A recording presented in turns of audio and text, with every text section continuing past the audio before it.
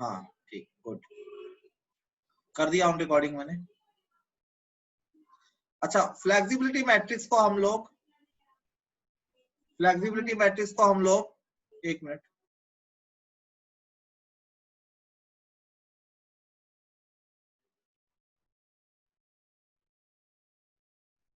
Force method से निकल के आया ये, force method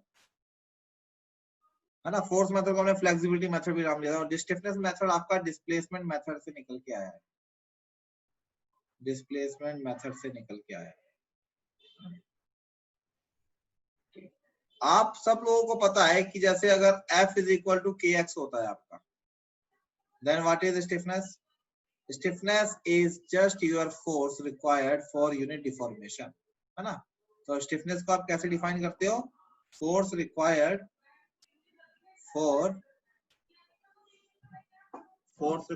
for unit deformation,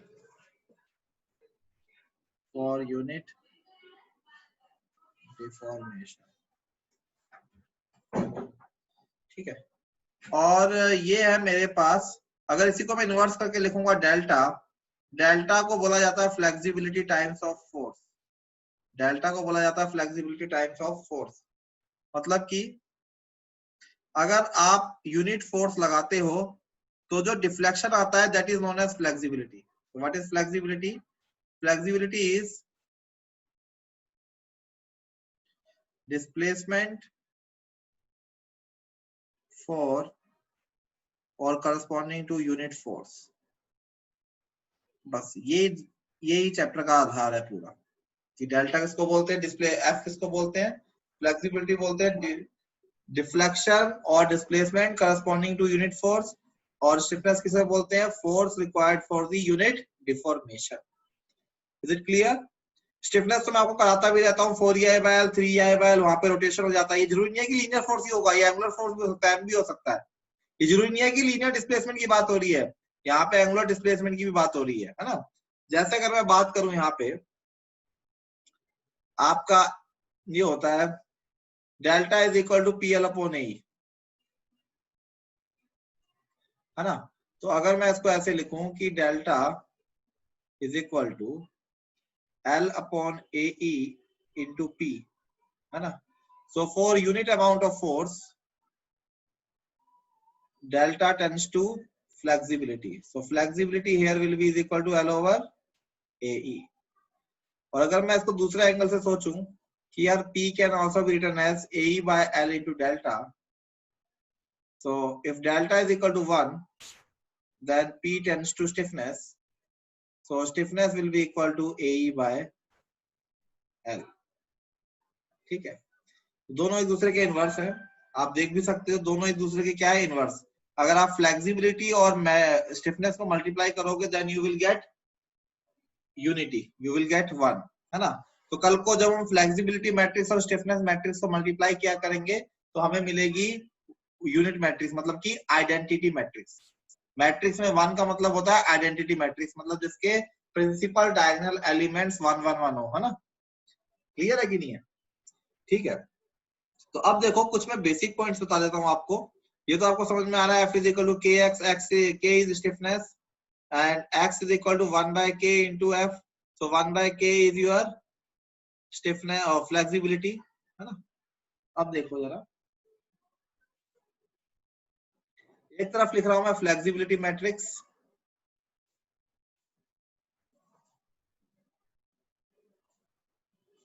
ठीक है, और दूसरी तरफ लिखते हैं हम लोग स्टिफनेस मैट्रिक्स।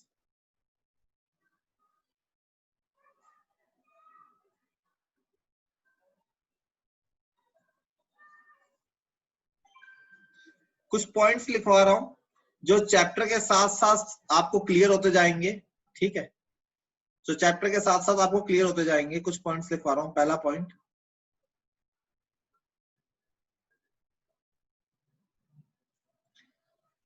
इट इज, अच्छा पहले तो चैप्टर स्टार्ट करने से पहले टर्मिनोलॉजी समझ लो। जैसे अगर मैं आपसे बोलूं कि आपके मैट्रिक्स में कोई एलिमेंट है Fij, सपोज ये आपकी कोई मैट्रिक्स है 2x2 की, तो आप इसको कैसे लिखोगे, F11, F12, F21, F22। तो कोई भी एलिमेंट उठाओगे तो ये बोलोगे कि Fij है। यहाँ पे i की वैल्यू कितनी 1 है और j की वैल्यू कितनी 2 है ना। पहला वाला जो होता है i, ये आपको बताता है कि कौन सी रो की बात हो रही है, और जो दूसरा वाला एलिमेंट है ये आपको बताता है कौन से कॉलम की बात हो रही है। तो F12 मतलब first row second column, F21 मतलब second row first column, F22 मतलब second row second column, F11 मतलब फर्स्ट रो फर्स्ट कॉलम, है ना। सो Fij का मतलब होता क्या है, Fij का मतलब होता क्या है। सो माई Fij means it is displacement at ith location। तो ये क्या हो रहा है,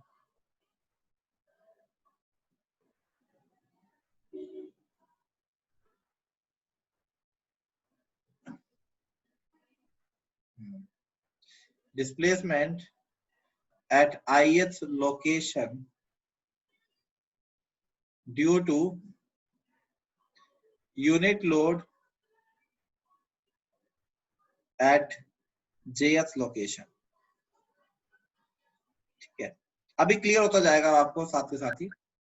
सिमिलरली आपका अगर मैं बात करूं Kij का, सो Kij का मतलब होता है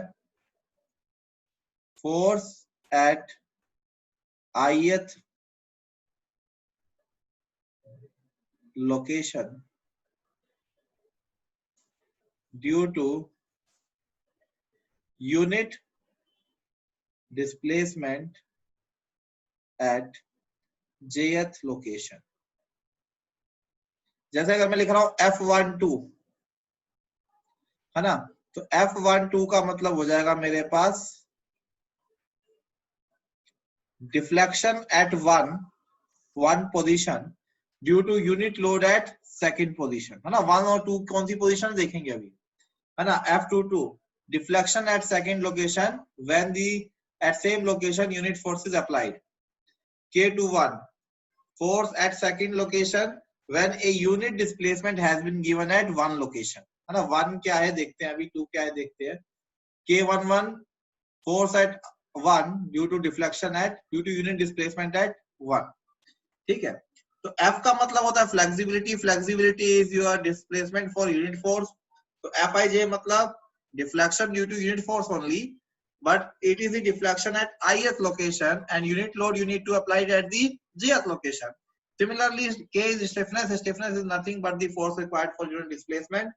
So Kij means force at the ith location when a unit deformation has been given at the jth location।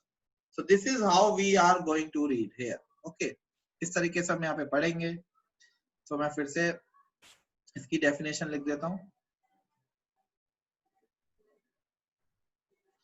इसको क्यों हटा रहा हूँ मैं यार, नया पेज ले लो।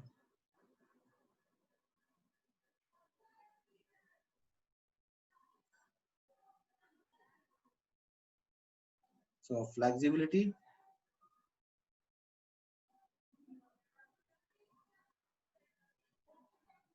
and stiffness। So first term is Fij, sorry small f आएगा ये।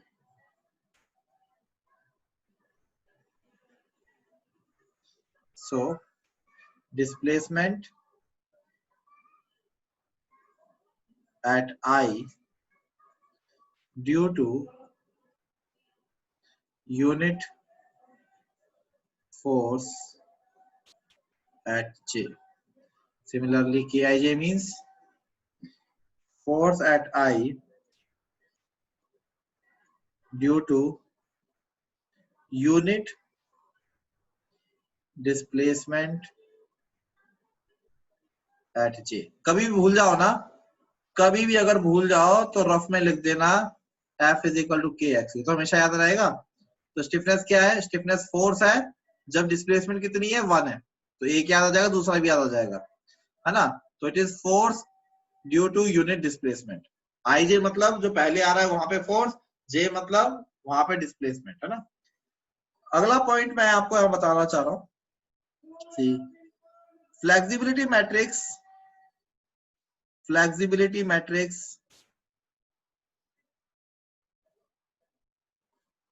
is inverse of stiffness matrix. And similarly here, stiffness matrix is inverse of flexibility matrix है ना। इसके ऊपर बहुत चीजें आ जाती है गेट में, और ईएससी में तो बहुत ही फेवरेट आई है। स्टिफनेस मैट्रिक्स दे देगा, बोलेगा फाइंड द फ्लेक्सिबिलिटी मैट्रिक्स। तो यार मैट्रिक्स का इन्वर्स आपको आता ही है करना।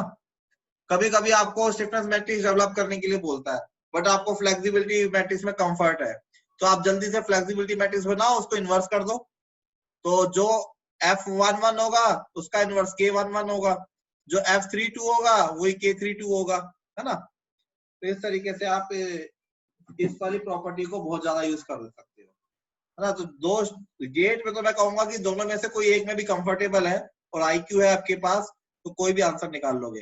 हाँ, ईएस में बोल देता है कि using stiffness matrix method solve this, तो वहां भी मैं कहूंगा रफ में फ्लेक्सिबिलिटी बना लो, स्टिफनेस निकल आएगी। क्लियर है उस तरीके से, और फिर स्टिफनेस डायरेक्ट लिख के क्वेश्चन को सॉल्व कर दो। ठीक है, इस तरीके से चलता है। चलिए और देखिए, ये समझ गए आप लोग, सेकंड पॉइंट समझ गए, है ना।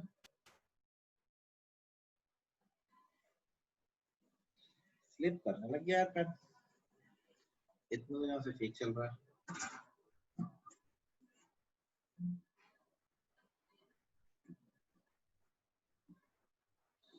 एक मिनट रुकिए।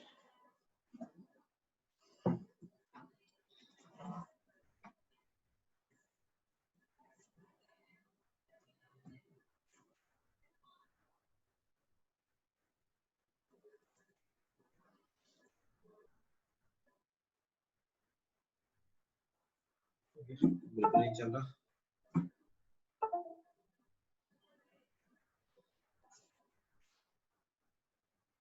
हाँ ठीक है। हाँ, तो दोनों मैट्रिक्स एक दूसरे की इनवर्स होती है। कहने का मतलब ये है इन शॉर्ट कि अगर आप फ्लेक्सिबिलिटी मैट्रिक्स को और स्टिफनेस मैट्रिक्स को कभी भी मल्टीप्लाई करो ना, then you will get an identity matrix. ठीक है, तो अभी तक मैंने आपको बताया नोटेशन का मतलब क्या होता है, और फ्लेक्सिबिलिटी मैट्रिक्स स्टिफनेस की इनवर्स है, स्टिफनेस मैट्रिक्स फ्लेक्सिबिलिटी की इनवर्स है ना। नेक्स्ट देखो,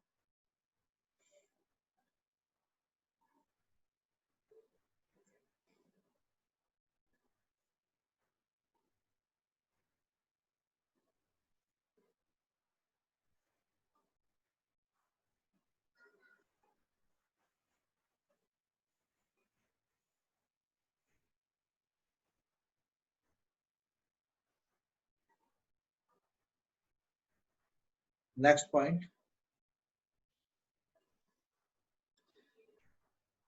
it is a square matrix. मैंने याद करो आपको फ्लेक्सिबिलिटी मैट्रिक्स दिखाई भी थी, किसे बोलते हैं, है ना। It is also a square matrix. It is symmetric matrix. It is also symmetric. कोई आपसे पूछे कि रीजन क्या है, what is the reason that is flexibility matrix is symmetrical, तो आप बोल सकते हैं ड्यू टू मैक्सवेल। ऑब्जेक्टिव में आ जाता है, अभी बता दूंगा, सब समझ में आ जाएगा। Due to Maxwell reciprocal theorem. Okay, तो ये इनवर्स है तो ये भी होगी सिमेट्रिक, है ना। प्रिंसिपल डायगोनल हमेशा पॉजिटिव होंगे, principal diagonal are always positive. Same here, principal diagonal are always positive. Principal diagonal ये होते हैं लेफ्ट टू राइट वाले, ठीक है, इसको हम बोलते हैं प्रिंसिपल डायगोनल, ठीक है। नेक्स्ट, और क्या बोलोगे? इनवर्स हो गया, प्रिंसिपल डायगोनल पॉजिटिव हो गए, स्क्वायर सिमेट्रिक मैट्रिक्स हो गई, ठीक है। अब देखो ये बहुत इंपॉर्टेंट है, the order of flexibility matrix is equal to degree of static indeterminacy is equal to degree of static indeterminacy or number of independent coordinates. Similarly, you can say ये सब पॉइंट अभी क्लियर होते चले जाएंगे ना, अभी मैं आपको प्रॉपर्टीज लिखवा रहा हूं। और मजे की बात यह है कि जो टेबल मैं बनवा रहा हूं ना, मोर देन 50% चांस है कि जो भी क्वेश्चन आपको आएगा इस टेबल में फंस जाएगा, मोर देन 50% चांस है। The order of stiffness matrix is equal to degree of kinematic indeterminacy और number of independent coordinate, number of independent coordinates. Is it clear? The order of a stiffness matrix is equal to dk और number of independent coordinates. कोई doubt किसी को यहां तक? है ना, चलो ये हो गया है ना, ऑर्डर भी हो गया, मैट्रिक्स का टाइप भी पता लग गया, स्क्वायर है, सिमेट्रिक भी हो गया। जैसे मान लो किसी स्ट्रक्चर का डीएस मैं कर रहा हूं 3 है, तो मैट्रिक्स का साइज क्या हो जाएगा? स्क्वायर मैट्रिक्स बनेगी कितने की? 3x3 की, ठीक है। किसी स्ट्रक्चर का अगर मान लो काइनेमेटिक इंडिटरमिनेसी 2 है, तो स्क्वायर मैट्रिक्स बनेगी स्टिफनेस मैट्रिक्स कितने की? 2x2 की। 1 है तो आपको समझ में नहीं आएगी मैट्रिक्स की, 1x1 की मैट्रिक्स एक लीनियर इक्वेशन ही आपकी बन जाएगी, है ना। तो इस तरीके से चलता है। प्रिंसिपल डायगोनल हमेशा पॉजिटिव होते हैं, ठीक है, और सिमेट्रिक मैट्रिक्स है और एक दूसरे के इनवर्स होते हैं। क्लियर है कि नहीं है? तो ये सब बेसिक पॉइंट्स हैं कुछ मैट्रिसेस को लेकर के, ठीक है। अब देखो आप क्या करोगे, फ्लेक्सिबिलिटी मैट्रिक्स जैसा कि मैंने आपको बताया था फोर्स मैट्रिक्स ही होती है, और स्टिफनेस मैट्रिक्स आपकी क्या होती है? डिस्प्लेसमेंट मेथड ही होता है। तो फ्लेक्सिबिलिटी मैट्रिक्स लगाने का मतलब यही है कि आप लगा रहे हो फोर्स मेथड, है ना। आइए अब और आपको क्लियर हो गया होगा, क्योंकि मैंने क्या बताया, ऑर्डर ऑफ फ्लेक्सिबिलिटी मैट्रिक्स कितना है? Equal to the degree of static indeterminacy. तो कह सकते हो कि फ्लेक्सिबिलिटी मैट्रिक्स का मतलब ये होता है force method of analysis, and stiffness matrix का मतलब होता है डिस्प्लेसमेंट मेथड ऑफ एनालिसिस। तो आपको पता है फोर्स मेथड ऑफ एनालिसिस में आप किसको अननोन लेते हो? फोर्सेस को।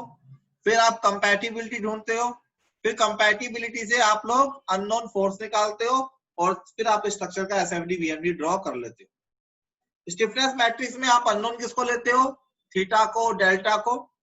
फिर आप जॉइंट इक्विलिब्रियम इक्वेशन लगाते हो, फिर जॉइंट इक्विलिब्रियम इक्वेशन लगाने के बाद आप थीटा डेल्टा निकालते हो जो अभी तक हमने निकाला है, और उसके बाद हम लोग क्या करते थे? उसके बाद हम लोग एंड मोमेंट निकाल के बीएमडी एसएफडी बना लिया करते थे। इस तरीके से चीजें वहां पे चलती थी। तो कह सकता हूं मैं यहाँ पे, using flexibility matrix along with compatibility, along with compatibility. compatibility याद है ना, net deflection यहाँ पे 0 कर दो या equal कर दो. Along with compatibility gives unknown forces, or I can say redundant forces. And here as well I can say using stiffness matrix along with consequential joint equilibrium condition gives, क्या देता है आपको, joint displacement. joint displacement. ठीक है. Flexibility matrix compatibility के साथ use करके forces निकालेंगे. Stiffness matrix joint equilibrium condition के यूज करने के बाद हम जॉइंट डिस्प्लेसमेंट निकालेंगे, है ना. इसके बाद देखो,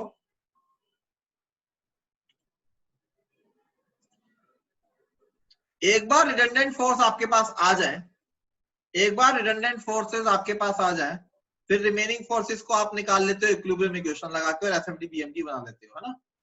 तो कह सकते हो once redundant forces are known, then remaining forces can be computed by using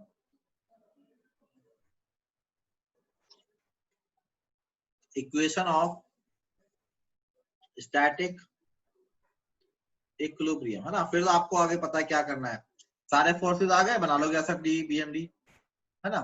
similarly once unknown joint displacements are known, unknown joint displacements are known, then forces can be computed,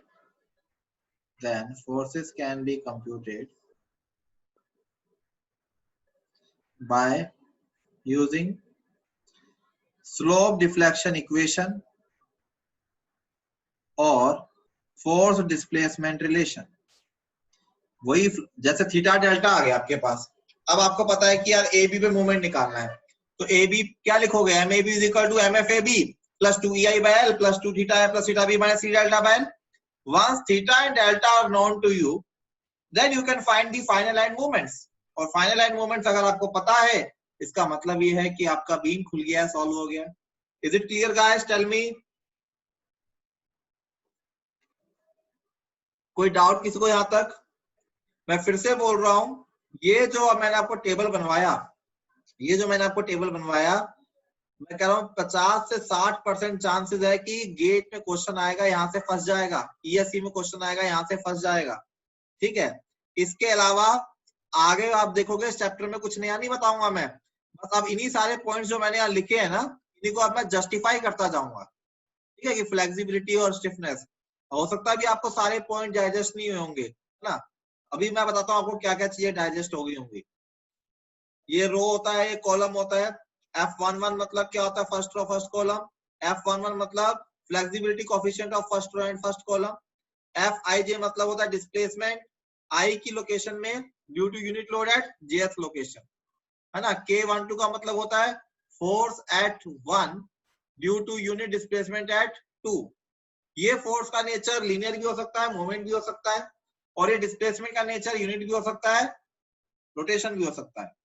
इस डिस्प्लेसमेंट का nature linear भी हो सकता है, theta भी हो सकता है, और सिमिलरली इस लोड, यूनिट लोड का मतलब लीनियर भी हो सकता है लोड आपका, और थीटा भी हो सकता है. सेकंड, Fij मैंने आपको बता दिया क्या मतलब होता है. दोनों ही मैट्रिक्स एक दूसरे की क्या मानी जाती है, इनवर्स मानी जाती है. दोनों ही मैट्रिक्स स्क्वायर है, दोनों ही मैट्रिक्स सिमेट्रिकल है, और दोनों ही मैट्रिक्स के जो प्रिंसिपल डायगोनल है वो कैसे है, पॉजिटिव. ठीक है. फ्लेक्सिबिलिटी मैट्रिक्स फोर्स मैट्रिक्स है, फोर्स मैट्रिक्स काम करता है डिग्री ऑफ स्टैटिक इंडिटरमिनेसी पे. तो फ्लेक्सिबिलिटी मैट्रिक्स का जो ऑर्डर होगा, ठीक है, डीएस, वो आपके जो ऑर्डर होगा वो आपके डीएस के बराबर होगा, या आप कह सकते हैं नंबर ऑफ इंडिपेंडेंट कोऑर्डिनेट्स के बराबर होगा. अब ये नंबर ऑफ इंडिपेंडेंट कोऑर्डिनेट्स अभी आपको समझ में नहीं आया होगा, डीएस आपको समझ में आ गया होगा, है ना, पर टेंशन मत लो अभी। अब स्टिफनेस पे आ जाओ तो प्रिंसिपल डायगोनल हमेशा पॉजिटिव है, ठीक है, यहाँ भी, और ऑर्डर जो होगा स्टिफनेस मैट्रिक्स का वो हमेशा किसके बराबर होगा, नंबर ऑफ इंडिपेंडेंट कोऑर्डिनेट्स। बताऊंगा क्या होता है ये अभी। नेक्स्ट, आप फ्लेक्सिबिलिटी मैट्रिक्स और कंपैटिबिलिटी यूज करके अननोन फोर्सेस निकाल सकते हो। सिमिलरली आप स्टिफनेस मैट्रिक्स यूज करके and joint equilibrium condition use करके आप अननोन जॉइंट डिस्प्लेसमेंट निकाल सकते हो। अननोन फोर्सेस निकलेंगे तो सारे के सारे फोर्सेस निकल आएंगे by using static equilibrium equation. Theta delta निकल गए तो स्लोप डिफ्लेक्शन यूज करके आपको सारे के सारे क्या मिल गए, अननोन एंड मोमेंट्स मिल गए। तो दोनों ही केस में मेरा पर्पस सोल्व हो गया, दोनों ही केसेस से मेरा स्ट्रक्चर एनालाइज हो गया, ठीक है।